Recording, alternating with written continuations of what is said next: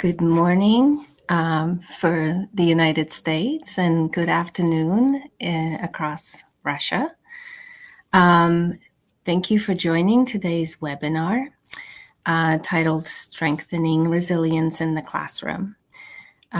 We are going to talk about building mental and emotional strength in students, and especially within the context of an English classroom.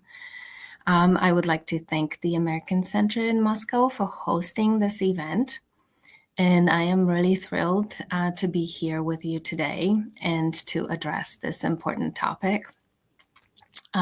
First, I need to introduce myself. So my name is Joanna Spice. I am currently living in Green Bay, Wisconsin. At the moment, I work in administration of a technical college, but my passion has always been, and my job has always been connected to English, teaching English as a foreign language or second language. I have been an instructor of English as a foreign or second language for over 20 years. I have been a teacher trainer in the Bachelor of Education program for pre-service teachers, and I worked in various locations in Poland, where I'm originally from, in several university-based centers, language centers in the United States, but also in the Middle East and in Japan. And I do hope that my experiences, what I have personally seen in the classroom, will translate also to your context, to your students, and your experiences in the classroom too, and hope that this will be helpful to you.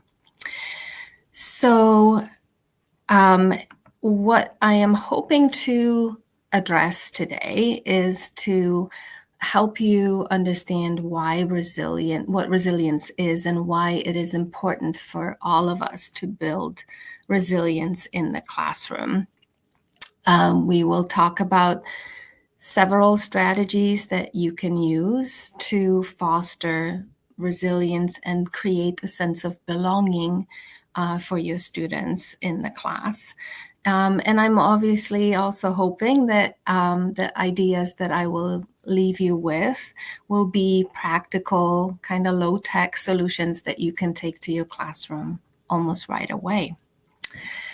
As English teachers, language teachers, we kind of face a very unique challenge, because we are helping our students not only to learn a new language, but also to kind of develop this mental and emotional strength to overcome difficulties, to persist in learning, to take on the challenge of learning something completely new, rewire our brains a little bit, and despite difficulties, keep pushing.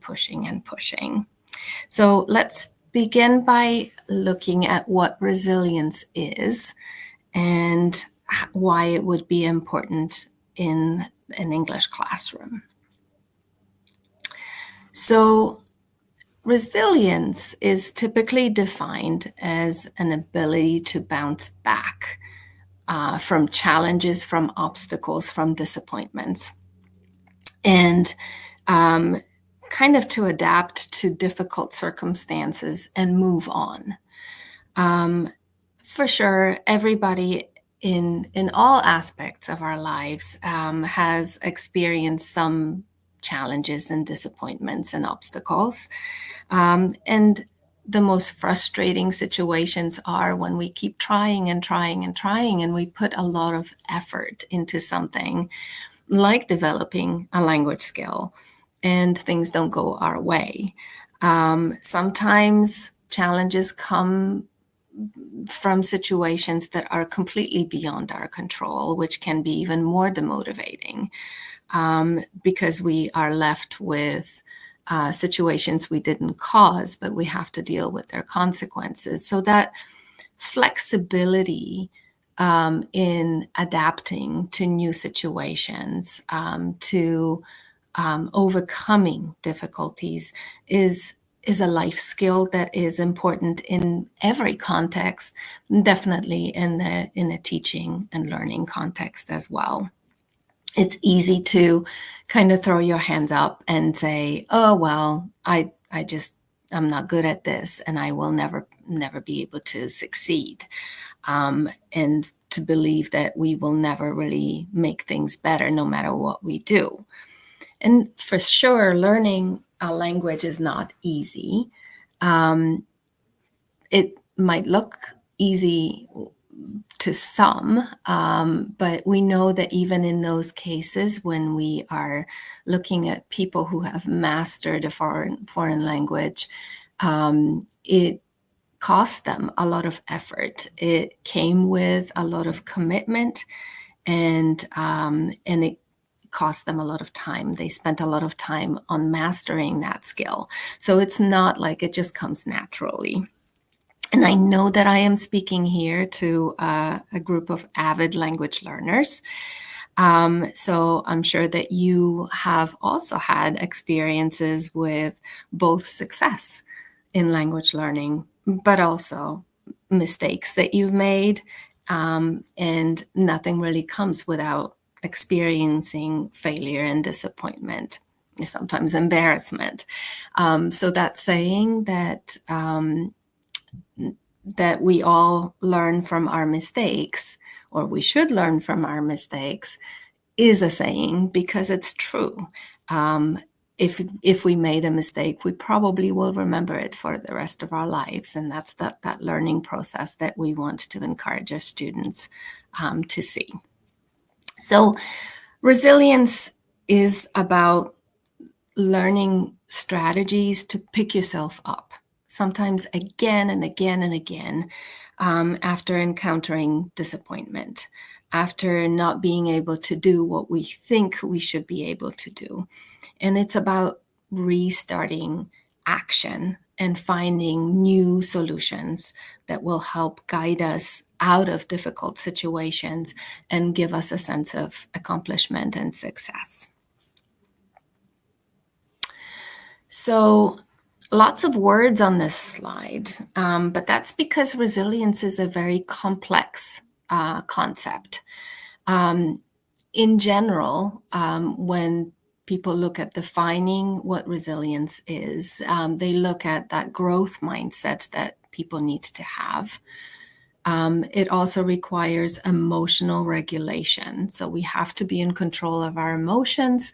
And when emotions run high, we have to be able to bring them down, to be able to control them. And then, of course, there is learning from setbacks, taking the experiences that we have and kind of turning them around and using them as opportunities to make things better in the future. So these are kind of the three big overarching components of resilience. But even underneath those, we are actually looking at various factors, various dispositions and skills that we need to develop.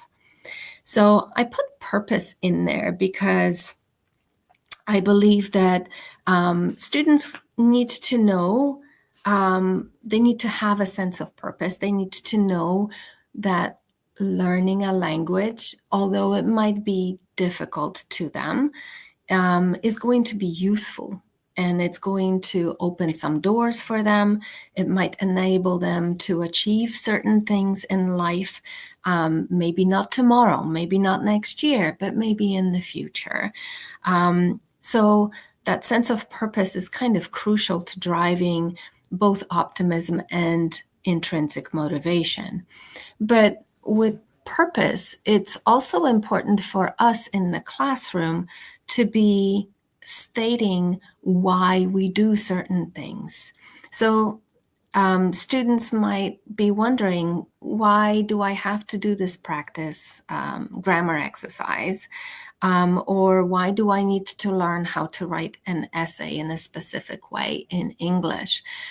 Explain that purpose for them. Give them a connection to real life, that is going to kind of spark a little bit more interest, allow them to use that intrinsic motivation that is not connected to their grades, that they are not doing this for you.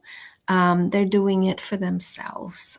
That's going to be what will push them to continue working hard, to putting effort and time and picking themselves up when they occasionally fall.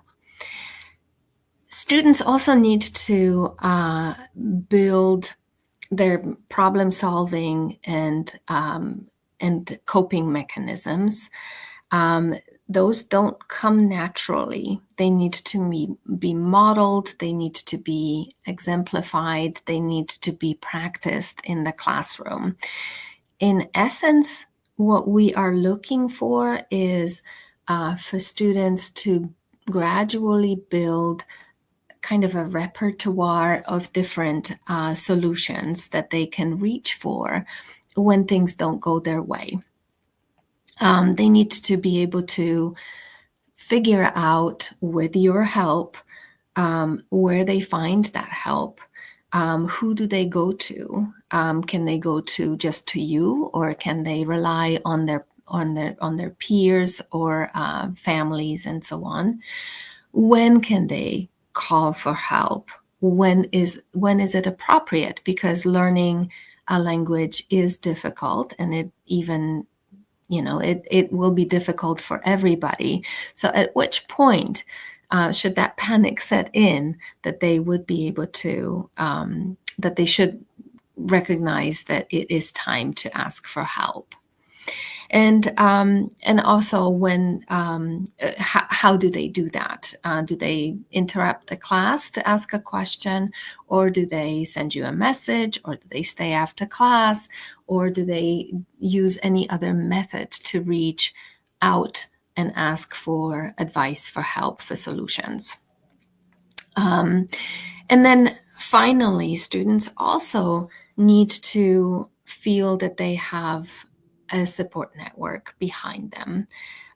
Those strong ties to the community, to the school, to the class, to the family, all of that is going to make learning easier.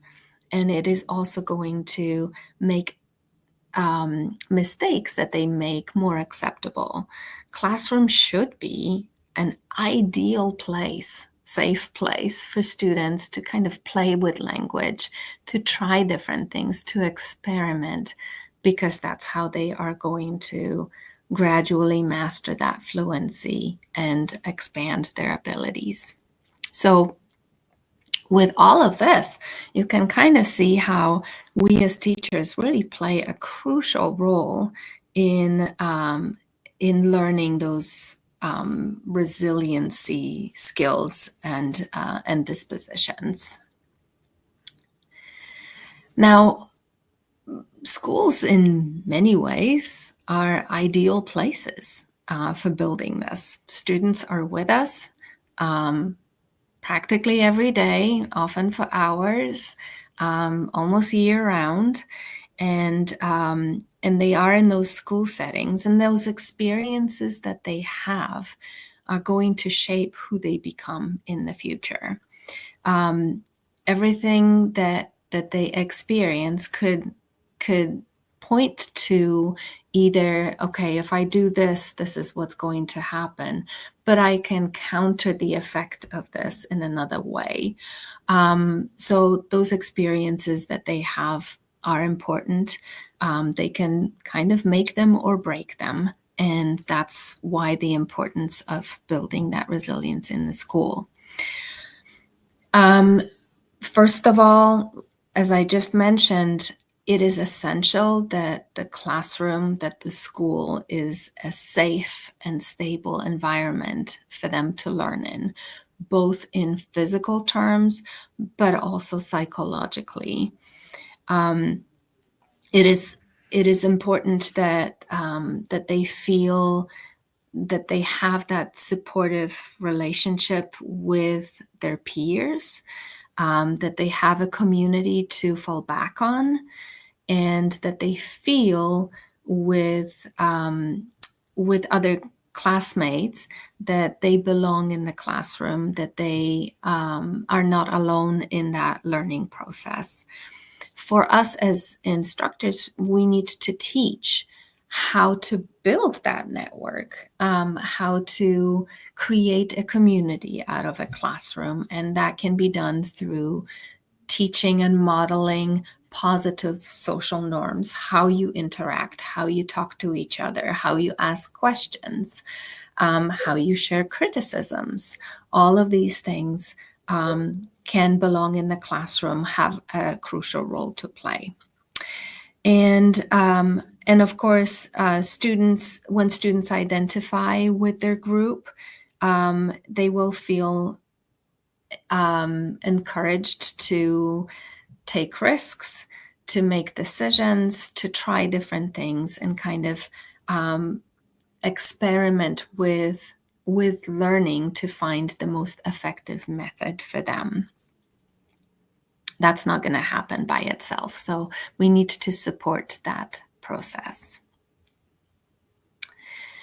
Now, because resilience and belonging, a sense of belonging, in my mind, go hand in hand, let's look at a couple of different ways that we can implement small and meaningful changes in the classroom. So I hope that you can see at the very top, but it's that growth mindset language. So one of the key components of resilience is the growth mindset. And it is basically a belief that when you put effort into something, your abilities will improve. So that's kind of that self-driving intrinsic motivation. But we also know that effort in itself, sustaining that effort, especially over time, is not easy. It probably isn't easy to you, and especially when things are not easy, it's not always the easiest route is not always to sustain that effort, but to give up, right? So what we want to do is to create opportunities to show our students that that growth mindset will pay off. So using encouraging language that will focus on that growth will typically normalize challenges of learning in general. So we need to show that, yes, things are difficult and it's okay, that it's supposed to be like this. It is normal. We also need to show them that their motivation will increase if they experience some small successes. And even if they are tiny, they are successes nevertheless. So if we do this on an ongoing basis, we kind of are fueling their fire. And we can use simple phrases, things like, teaching them, instead of saying, I can't do this, say, I am learning. And you, as an instructor, as a teacher, could say, yes, I know this was hard, wasn't it? But hey, we did it. So kind of showing them that sense of success. You can also keep reminding them that we learn through our mistakes, that if it comes easy, we probably will not value it as much. So it is important to see that that learning process is meant to be a challenge. It is something that requires perseverance and persistence. So I would like you to kind of think about ways that you can use those phrases when you talk to students to encourage them to keep that very positive outlook, that growth mindset. I will give you a minute to think about some other phrases, but I'll tie in to that growth mindset the concept of feedback. A probably primary role in the classroom is to give students feedback that will be formative, that will help them see what they need to do, where they need to improve, but also feedback that is going to help them see what they have already accomplished.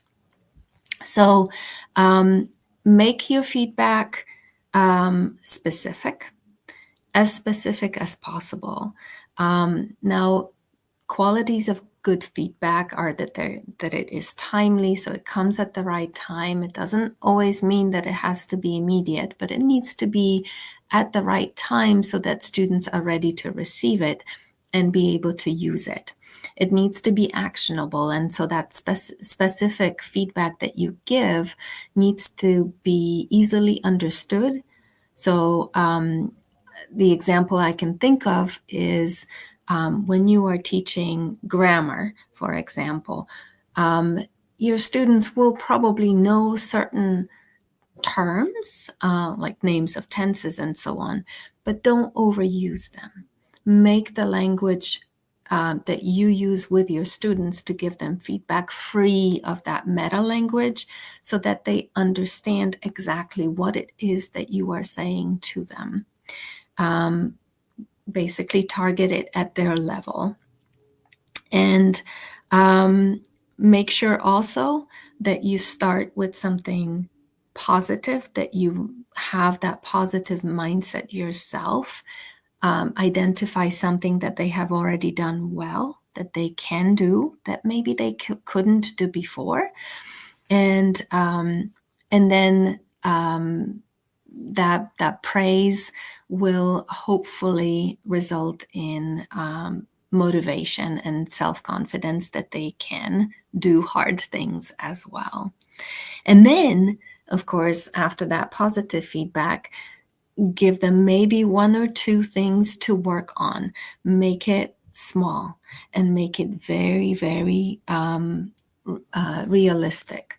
So instead of asking them to be able to present beautifully in every possible way in front of people, say, okay, focus on how fast you are speaking, or focus on producing this one sound that you are struggling with, and nothing else. That way it gives them something to target. So when I was teaching on the Bachelor of Education program and training those pre-service English language teachers, a common thing throughout every semester was that my students had to be working in the schools, and under the careful watch of a mentor teacher, their experienced mentor teacher. And then I and my colleagues would go and observe them from time to time as they were taking on more and more responsibilities as teachers in the classroom. After each of those observations, we would meet with them and have a little debrief where they would reflect and we would reflect. And we kind of had this rule that we would always start with a positive, and we followed the rule of 3 to 1. So we would always try to think of 3 things that we really enjoyed seeing in the classroom. And sometimes it was very specific to the language that they were teaching, but sometimes it was just, it was related to classroom management or how they interacted with a particular student, how they dealt with disruptions in the classrooms, or how they clearly gave instructions to an activity or scaffolded a student who was having difficulties following. So we always started with the 3 positives and then looked for one specific thing that we felt would be crucial for them to address next time. And sometimes it is not easy to be identifying 3 good things and one that isn't perfect yet. But what it allows you to do, you in the role of a teacher, is to kind of prioritize what is doable, but also what is the most important for that student to do, and to not overwhelm them and intimidate them with a huge challenge that is in front of them that might force them to give up. So setting those tiny, clear, very direct goals would be important for anybody in any context. So stressing that, yes, you are making progress already. Look, you've already done this, and it was great, and perhaps this was the first time that you have seen it in that student. But then encourage setting those realistic goals and say, well, okay, well, next time, let's just talk about this one thing or focus on this one aspect of language that you're doing. If it's writing, maybe it's the grammar in the writing. Maybe it's only looking at how ideas are connected from one sentence to the next in a paragraph, and not so much about grammar and punctuation and capital letters and vocabulary choices unless they impact the meaning. So those would be all the different things that would hopefully help you build a sense of accomplishment, while also picking something very specific to address in the future, and that stimulates that growth. I'll give you a minute, perhaps, of some examples that you could of phrases that you could use when you do talk to your students. How would you employ that growth mindset language? How would you help give students praise while also pointing to a specific goal?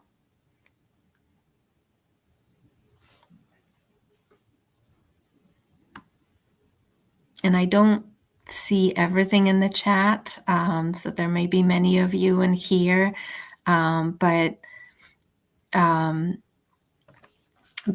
think about what you would do. So even if you don't necessarily share it in the chat, that is okay.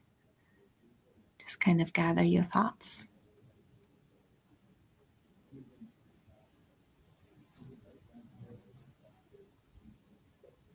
I do see one question that was relayed to me in the chat, and the question is, what are some good examples of helping a student notice their progress by themselves too? So this really addresses kind of making progress visible. There are a couple of things I can think of. One, if you have access to some of the earlier work that your students made, that they put together. So I'm just going to use the example of writing.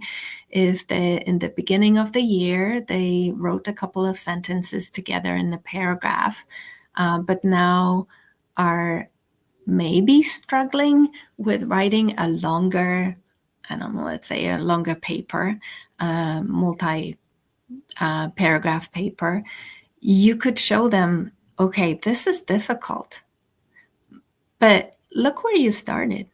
All you could do was write 2 or 3 sentences together, and look where you are right now.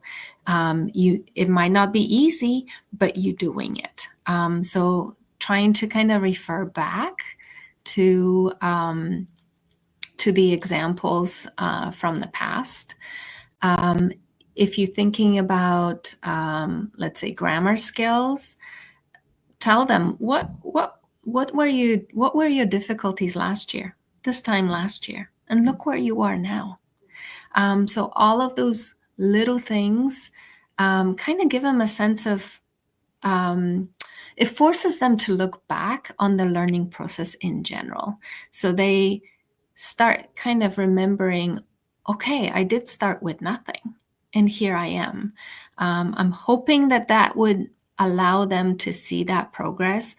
It's not always easy because not everybody does have that kind of sense of I can do it, right? So you do need to cultivate it. It needs to be something that becomes part of your regular interactions with students, especially those who are finding things difficult.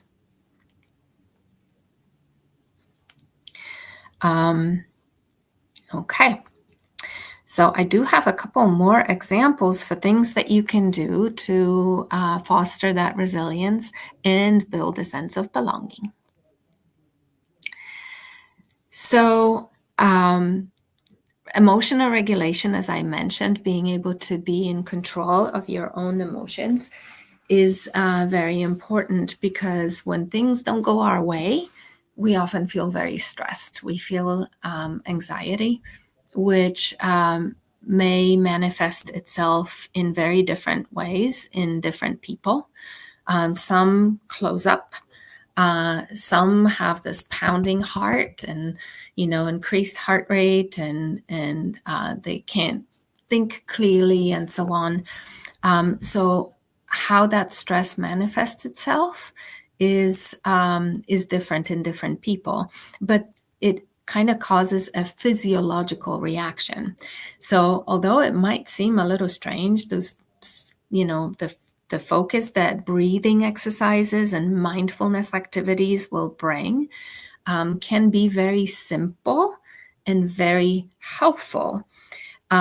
So what breathing exercises do is typically lower our blood pressure and force us, obviously, to send oxygen into our cells and into our brain, but they bring our heart rate down. So I'm not sure if you are familiar with a very kind of common breathing pattern of 4-7-8. So what that usually is that we inhale, so we breathe in on the count of 4, and then we hold our breath for a count of 7, and then we release our breath and exhale, often with this kind of whoosh on the count of 8.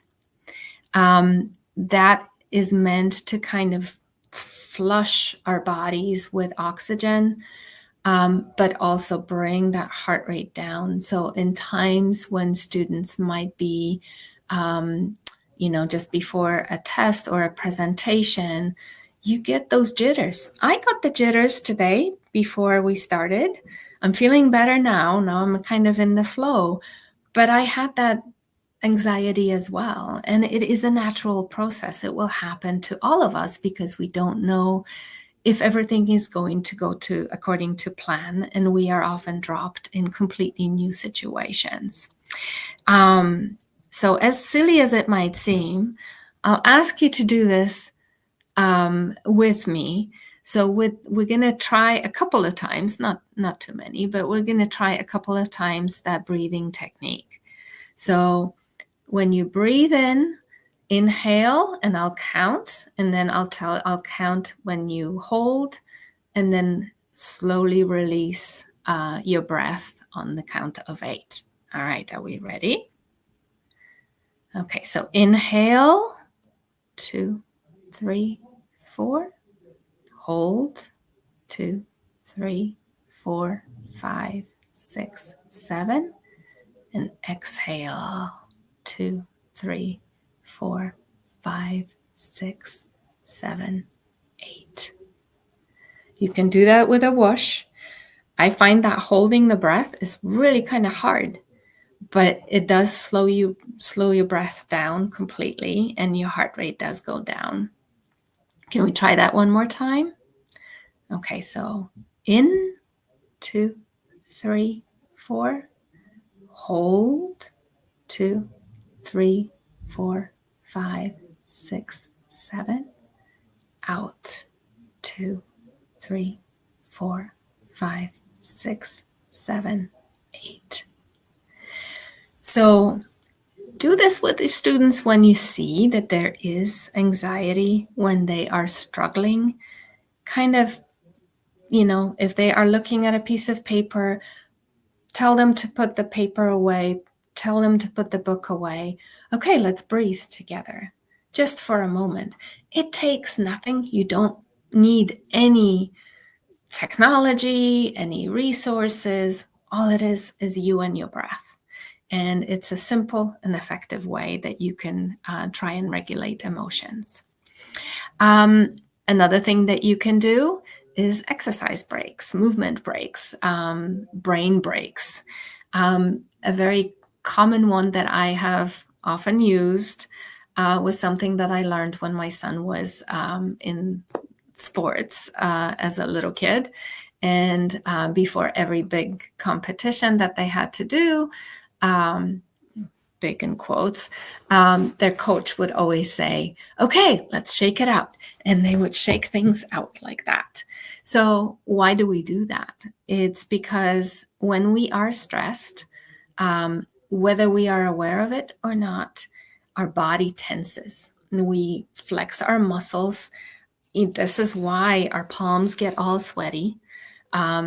We often kind of clench, we clench our teeth. We kind of sit a little tight, and it's kind of hard to control it. Now, shaking that out physically loosens our muscles, and it brings that tension out. It's an easy physiological thing that we can do to kind of relax.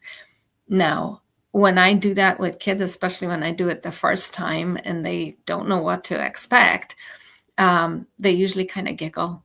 And you know what? That's awesome, because when you make something a little silly, that laughter is also a tool that you can use to relax people. So shake it out, walk around, perhaps ask students to stand up when they do that, so they are not kind of glued to their chairs and their desks and their books, and just give them a little bit of a break. I have had colleagues who actually kind of planned in their lesson, okay, I'm going to ask them to do like 3 jumping jacks. With little ones, you can do that. With older ones, probably not so much. But you can always try. And you can also ask them to come up with, well, what else could we do for movement that would be fun, that would bring your emotions down. Lastly, journaling or any kind of reflection. I'm a huge fan of reflection in general, both for the students, but also for us as teachers. So when you journal, you basically are kind of putting your emotions out, taking them out of yourself, putting them down on paper. This helps with kind of getting a little bit more distance from the difficulties that you are encountering, and it allows you to kind of see it on the page in a different way, as if it wasn't you, as if you got rid of the tension already. Do remember, though, that journals tend to be very private. Do not make an assignment out of it. Do not collect journals of this kind, for a grade, and do not ask students to share them unless they truly want to share them. So if there is something that they want to communicate with the rest of the class, then you can absolutely allow it. But allow them a safe space to kind of get their emotions out, and it should help them see that there are certain things that maybe they find challenging, but they can overcome. And I kind of, with the not sharing of journals, I mentioned their peers, and building a classroom community is important. Easy things that you can do naturally. You see your students every day. You know their names. Use their names. Make them visible as individuals in the class. As they come into the class, have some sort of morning greeting, hi, Katya, how are you today? Do these daily check-ins. Ask them, how has your day been? So maybe it's 10 o'clock in the morning and they've already had a couple of classes. How did your physics test go? Or, did you like the snow that you saw on the way today, right? You can also wrap the day or wrap the class with kind of end of day reflections. If you have a minute or 10 seconds, you could just say, hey, what was the best thing about today? Keep it positive and keep it kind of focused on what we as a class can do. And then spend some time doing, especially like warm-ups in the beginning of the year, but kind of on an ongoing basis, activities that will address team building. You can ask them to think about what they as a group have done. So, how many times have we collectively flown in a plane or performed on the stage in front of people or been in a very scary situation? And again, that way with the we, rather than, oh, you did this and you did this, you are kind of creating a community out of the classroom. So those interactions in the classroom need to be respectful, and you need to kind of set norms for how they should be working together, how they should be solving problems together, how they should be solving conflicts together. These things will inevitably happen. So you need to be kind of guiding them, especially the youngest ones. How do we do this? Now, you can very easily incorporate some language practice in this. So if you are teaching students how to ask for help, you can use the, could you do this? Can you do this? Would you mind? I would like to. So you can blend the language teaching with the teaching of those respectful interactions. And then a couple of things that I would suggest here that I've tried. One is creating class contracts. This gives students kind of a little bit more agency because they would be creating a set of rules for the class for everybody to follow, including you. And of course, you cannot just sort of let them loose. You could still say, oh, there are certain things that are non-negotiable. So when I assign homework, I do expect that you do this homework. But perhaps there are some additional rules that they can come up with that will make how they work with each other easier, better, more positive. So you could ask them to say, okay, if this is the rule that we all agree on, what's going to happen when that rule is not followed? So think also of some consequences that would be spelled out, that would be clearly understood. You could have that class contract hung in the classroom. You could have them all sign it if you want. Some enjoy it, some don't care. But it allows them to kind of decide what they would like their classroom to be. And then lastly, when you are asking students to work in groups, when you are using group work, pair work, be very clear about assigning them specific roles, giving them very clear directions of what they are responsible for. And this is going to hopefully prevent any conflict from arising, but also allow them to work together better. So clear instructions. Okay, so a couple of other practical, simple things that you can do. A daily gratitude practice, which could be modified in a number of different ways, but the main idea is that you ask each day, what is it that you are grateful for today? And it can be English learning related or otherwise. Still kind of that positive mindset needs to be included in there. So it might be that, what they are grateful for today is learning a new word that sounds really funny and it's fun to say. Or it could also be that they had a really fun activity that they worked on with their friends, or perhaps they read an interesting story, or it could be that they finally learned the spelling of this one word that always tripped them up. Or it could be that, hey, it was snowing today for the first time in the year. So something that they are grateful for each day. If you do this in the beginning of class, it could serve as a little warm-up, and it could be a language warm-up. So, how do you say snow, right? Or how do you say fun activity, or how do you spell something? So then you have that English component in there. So you can use these gratitude comments in their journal, in their private journal. They could put them on pieces of paper. If you have some sort of bulletin board or a wall where you can stick things, they can put them in that gratitude wall. Or it could be just something that's verbalized and not really written in any way, but it kind of sets that positive tone and it doesn't really require anything special. And another thing would be to kind of similar, a twist on that, is thinking about what peers do for you and how they can support you.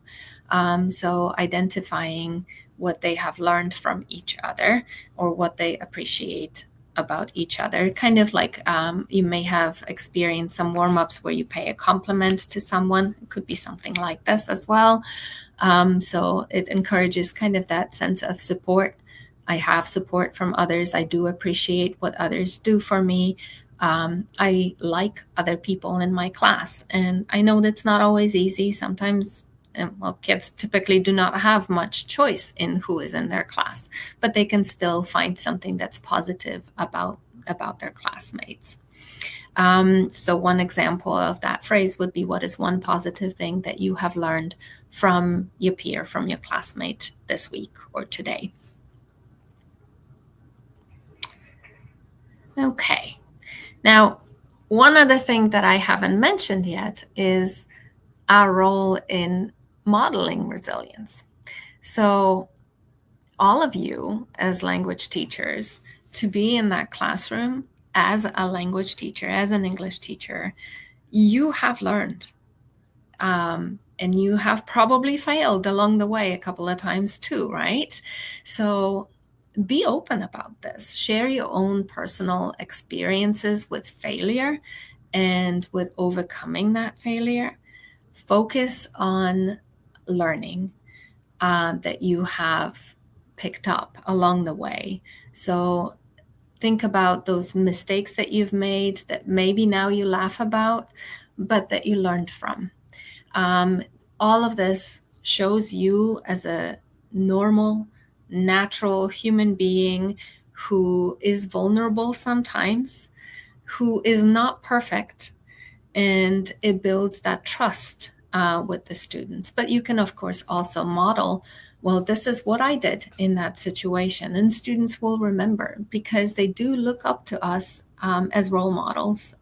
They often think of us as people who are successful, who have succeeded in learning. So being able to show them how we overcome difficulties can be very useful. I was thinking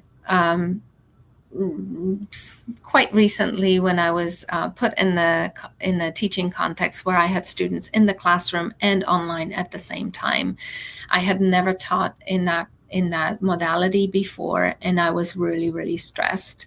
I tried to normalize it. I just said, okay, please speak up if you see that something isn't working. This is new to me. I still have to learn this, and it's okay, and I will make mistakes. And I did find some solutions, and I ended up using two different skills. So I had my two different screens. So I had students who were online, visible on my laptop, and then I had my other computer in the classroom used for displaying, sharing resources, and kind of managing the classroom activities. And it did get better. And now I don't exactly laugh about it. It's not my favorite modality, but I know that I learned how to handle it. So be authentic, be yourself, and that's going to teach your students a lot of things as well. So I hope that through all of this, you have noticed why that sense of belonging is really important for building resilience in the classroom. It helps students feel that they are not the only ones facing those difficulties, and it encourages them to persist.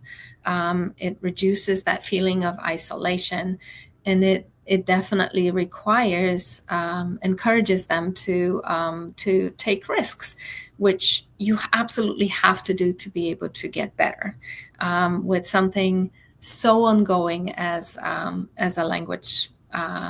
Learning a language, you kind of have to take risks, and it's not easy for anybody to master. It can be a very scary experience.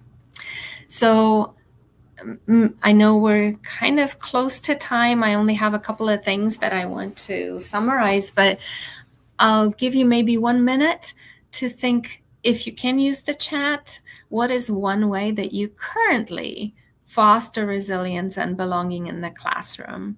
I do recognize that you probably have a lot of expertise already. You know your students, you know your classroom context. What do you already do to foster resilience that maybe I didn't mention?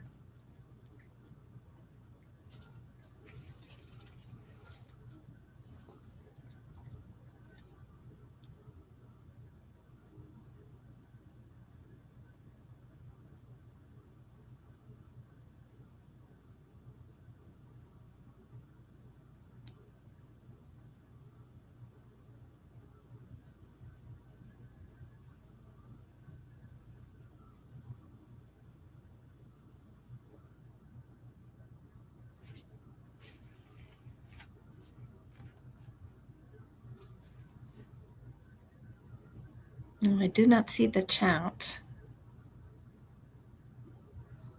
And I also don't know how many of you are still with us today. So,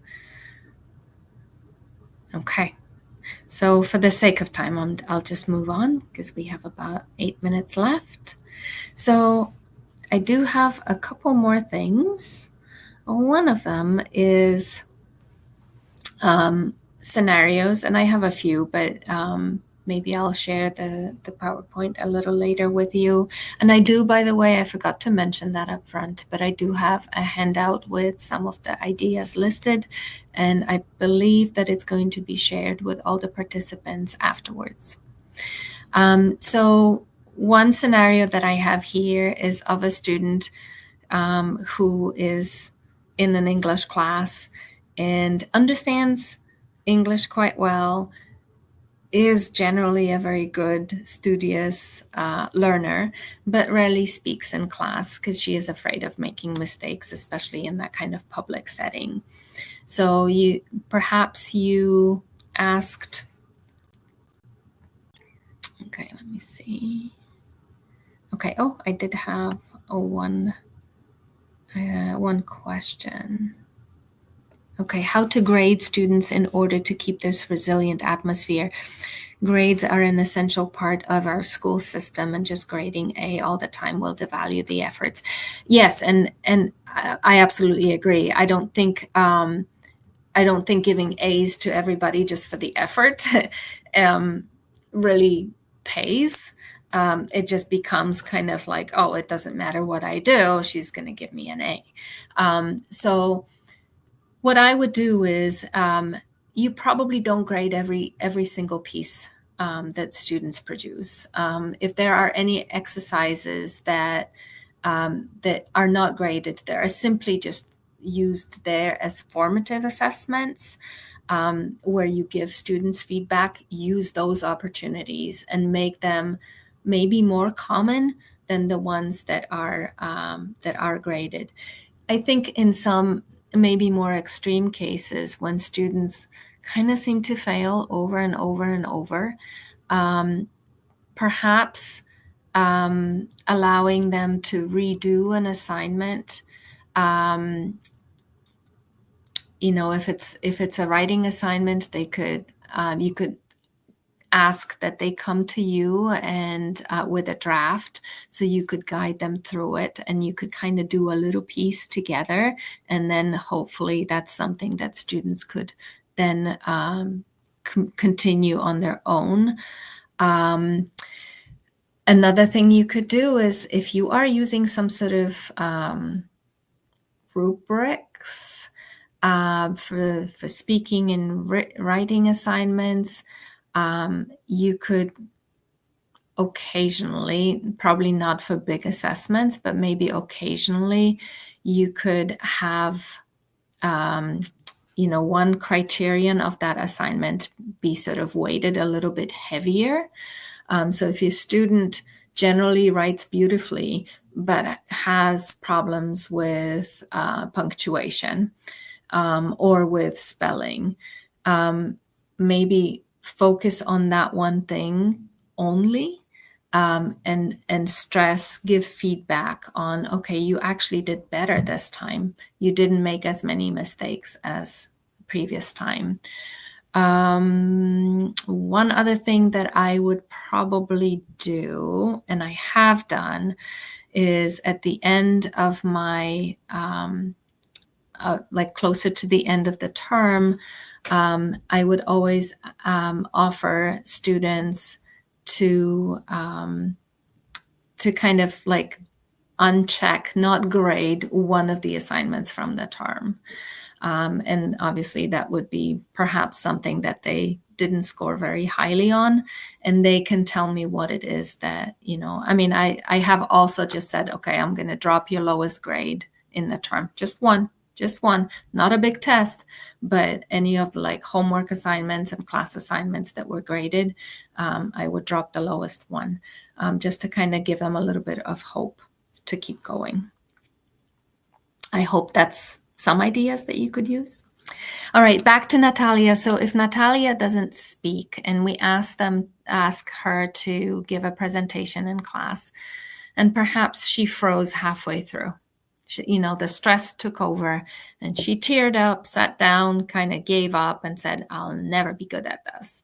So things that you can do in that situation is reassure her and everybody else in the classroom that everybody struggles sometimes, that these mistakes happen. You can do the breathing exercise.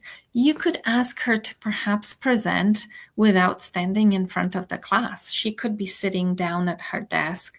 She could be in the corner. She doesn't have to feel so exposed as well. And you could also set up structured activities when in their group, they kind of practice speaking in small groups, maybe with people that they trust, with their best friends, so that they know that they get to rehearse it before they stand in front of the class, if that is something that you require. I'll give you maybe one more. I have 3 of these scenarios, but I'll just do maybe one more. So if we have a student who failed the grammar test, and let's say that this is, they're preparing for a really high stakes English exam, and they study, and this one student still failed a grammar test before that big exam, and is now feeling really discouraged. Like, I will never pass this exam. This is a long gone conclusion that I'm going to fail. Ask, first of all, what is it that went wrong on that test? If they studied, which they probably did, was it the material that was in there? Was it the format of the test that tripped them up? Was it their test-taking strategy, taking too long on the first section and not being able to finish? Was it the nerves? Shake it out. Breathing exercises. Try a few different approaches there. If it is the content, think about breaking it down into like smaller components and giving them additional practice, maybe for the whole class, actually, because typically everybody would benefit from it anyway. But help rebuild that confidence kind of very gradually so that they feel encouraged taking the test. And again, look back on the past successes and say, well, you did that before. I believe that you can do it again. I'll skip the last scenario. This is kind of like the final tips and giveaways, takeaways for you. So use names, use these greetings at the beginning of the class, use class warm-ups, especially the ones that build the community, what can we do? Encourage students to share ideas, and when you ask them to work in groups, assign specific roles, teach them how to collaborate, co-create assignments with them so they feel like they have a vested interest into how they're going to be assessed, what kind of choices they have in the learning process. Ask them for feedback often. Doesn't have to be formal. What worked for you today? Should I be using more of those activities? Is this something that you find useful? Help them set those very realistic small goals, provide them feedback, use these brain breaks, and then celebrate successes and ask them to reflect over and over on their growth as learners. And that's basically all I have for you today. You do have my email here on display. Feel free to reach out with comments and questions that you may have. I will make sure that you get a copy of the handout to download with some resources and some of these ideas in there. And thank you all very, very much.